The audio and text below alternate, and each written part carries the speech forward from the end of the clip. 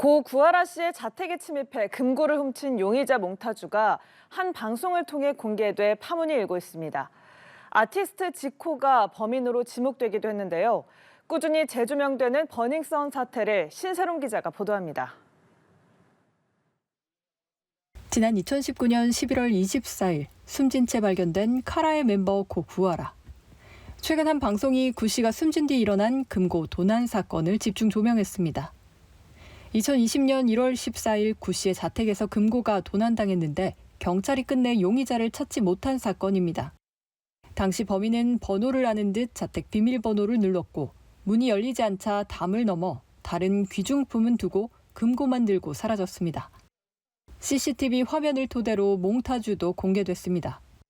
그 금고 안에는 구하라 씨의 핸드폰이 들어있었는데 왜 그것만 특정해서 절도에 갔는지에 대한 동기나 경위는 좀 밝혀질 필요가 있다고 생각을 합니다. 앞서 구 씨가 클럽 버닝썬 관련 공익 제보자 역할을 했다는 것도 뒤늦게 알려진 바 있습니다. 경찰이라는 그 사람 도대체 누굴까? 구하라 씨라는 존재가 등장해서 그 물꼬를 사실 터준 거거든요. 구 씨의 사망이 버닝썬 사건과 연관성이 있는지 여부를 두고 의혹이 더해지는 모양새입니다.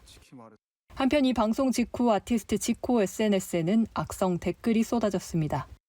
일부 네티즌들은 방송에서 공개된 몽타주가 지코와 비슷하다며 그를 용의자로 지목했고 과거 방송에서 정준영의 휴대전화를 황금폰이라고 언급한 것까지 재차 도마에 올랐습니다. 난데없는 루머가 커지자 소속사는 선처 없는 법적 대응을 예고했습니다.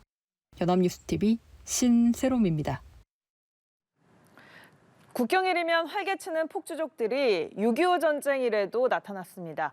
광주에서는 10대 청소년들이 모여 폭주족을 구경하다가 신호를 위반한 차량에 치여 중경상을 입었습니다. 김경인 기자입니다. 적색 신호등이 들어왔는데도 빠른 속도로 내달리는 흰색 승용차. 맞은편에서 좌회전하던 검은색 SUV와 그대로 충돌한 뒤 튕겨나갑니다. 시민 수십 명이 사고 현장으로 뛰어가고 경찰차와 119 구급차가 현장에 도착합니다. 25일 새벽 3시쯤 20대 남성이 운전하던 승용차가 마주오던 SUV를 들이받은 뒤 인도에 있던 행인을 덮쳤습니다. 이 사고로 13살과 18살 등 10대 청소년 3명이 중경상을 입어 병원으로 옮겨졌습니다. 운전자 2명도 크고 작은 부상을 입었습니다. 사고 현장입니다. 사고 충격으로 화단이 이렇게 부서져 있고 주변에는 차량 구속들이 널브러져 있습니다. 사고 직전 교차로에서는 폭주적 수십 명이 활개쳤습니다. 경찰은 이들이 6.25 전쟁일을 맞춰 모인 것으로 보고 있습니다. 이들은 경찰의 제지에도 불구하고 교차로를 점령한 뒤 유유히 현장을 빠져나갔습니다. 당시 다친 10대 청소년 등 시민 100여 명은 폭주족을 보기 위해 현장에 모였습니다. 폭주족이 온다니까 구경하려고 온 것 같아.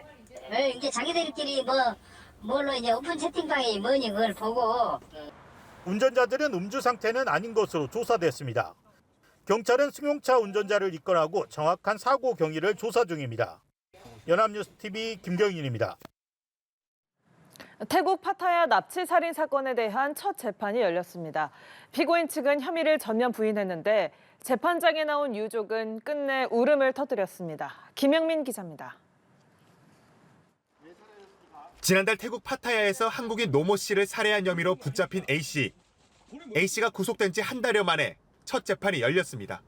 A씨는 법정에서 자신이 받고 있는 모든 혐의를 부인했습니다. A씨 측 변호인은 강도살인과 시체연닉범행에 모두 가담한 사실이 없고 공모한 적도 없다고 말했습니다. 또 피해자가 사망할 당시 차량 안에는 있었으나 구호 조치를 했고 시체를 은닉할 때는 현장에 있지 않았다고 주장했습니다. 이에 대해 유족 측은 반발했습니다. A씨가 공범들과 범죄 현장에 같이 있었다면서 살해와 시체 은닉에는 가담하지 않았다는 게 상식적으로 말이 안 된다는 겁니다. 그러면서 가해자들에 대한 강력한 처벌을 요구했습니다.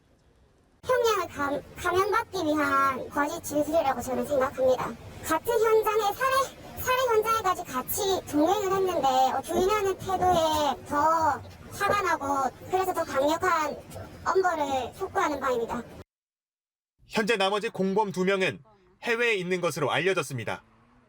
공범 중 1명은 캄보디아에서 붙잡힌 상태고 나머지 1명은 제3국으로 도주한 것으로 전해졌습니다. 재판은 다음 달 23일 다시 열릴 예정인데 사건의 실체를 규명하기 위해서는 그때까지 공범의 국내 송환이 반드시 이루어져야 할 것으로 보입니다. 연합뉴스 TV 김영민입니다.